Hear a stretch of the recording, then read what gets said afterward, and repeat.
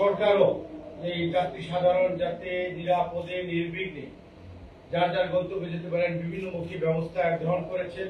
রাস্তা প্রশস্ত করা, লেনের সংখ্যা বৃদ্ধি করা এবং মাননীয় প্রধানমন্ত্রীর যে বিশেষ উদ্যোগ আপনারা দেখেছেন যে পদ্মা ব্রিজ হয়েছে, যার কারণে যাত্রী সাধারণের গমনাগমন আরো সহজ এবং স্বাচ্ছন্দ্যে তাদের গন্তব্যে গমন করতে পারছেন। এবং সরকার, জনপ্রতিনিধিবৃন্দ, আমরা পুলিশ, বিভিন্ন গোয়েন্দা সংস্থা, বিভিন্ন সরকারি বিভিন্ন সংস্থা, বিআইডব্লিউটিসি সকলে মিলে আমরা একযোগে কাজ করছি যাতে করে যাত্রী সাধারণ যার যার গন্তব্যে নিরাপদে নির্বিঘ্নে গমন করতে পারে। এবং এই জন্য নৌ পুলিশ এখানে বিভিন্নমুখী ব্যবস্থা গ্রহণ করেছে। এই যে যাত্রী সাধারণ এই স্বাচ্ছন্দ্য নিশ্চিত করার জন্য নিরাপত্তা ব্যবস্থা জোরদার করা হয়েছে এবং পন্টুনে হকার প্রবেশ নিষিদ্ধ করা হয়েছে। পশুর লোডিং পয়েন্ট এবং পশু কোথায় নামবে এটার জন্য আমরা রিকোয়েস্ট করেছি নৌকা বা যানবাহনের সামনে তাদের গন্তব্য উল্লেখ করে আসবেন, যাতে করে রাস্তাঘাটে লোক বা যে কেউ তাদের যে গন্তব্য, এই গন্তব্যের আগে কোনো নৌকাকে কেউ যাতে থামাতে না পারে। আর যদি কেউ কোনো নৌকা বা কোনো যানবাহন থামানোর চেষ্টা করে, সাথে সাথে 999-এ অথবা আপনাদের আমাদের সংশ্লিষ্ট ইউনিটকে জানান। আমাদের ইউনিটের সকল অফিসার ও ফোর্স আপনাদের সম্মানিত যাত্রী সাধারণের সম্মানিত নাগরিক বৃন্দকে সেবা দেওয়ার জন্য প্রস্তুত রয়েছে।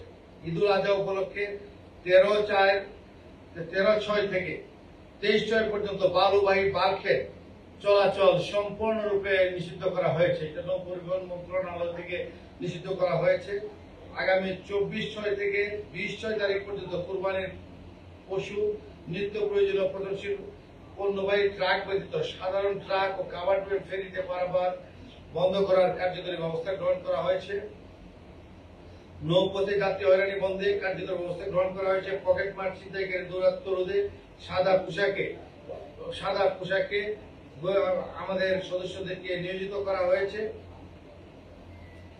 আবহাওয়ার সংকেত অনুসরণ পূর্বক অধিকতর সতর্কতার সাথে নৌযান পরিচালনা করতে সংশ্লিষ্ট সকলকে আমরা অনুরোধ করছি। সম্মানিত যাত্রী সাধারণকে আমরা অনুরোধ করছি যে আপনি অতিরিক্ত যাত্রী হয়ে যানবাহনে চলবেন না, কোনো লঞ্চে উঠবেন না। নিজের আত্মীয় স্বজন, বন্ধু বান্ধব, প্রিয়জনদের সাথে আপনি মিলিত হতে যাচ্ছেন, নিরাপদে আপনি যাতে যেতে পারেন সেই জন্য আমরা আপনাদেরকে সম্পূর্ণরূপে সকল প্রকার সহায়তা প্রদানের জন্য প্রস্তুত রয়েছি। এবং আমার বিশ্বাস যে নৌযানও আছে, পর্যাপ্ত নৌযান রয়েছে। একটা নৌযানে বেশি যাত্রী হয়ে তাড়াতাড়ি গমন করার ঝুঁকি না নিয়ে বিভিন্ন ইয়েতে আপনি করে একটু সময় নিয়ে যান, নিরাপদে যান, এটা আমরা সবাইকে বিনীত অনুরোধ জানাচ্ছি।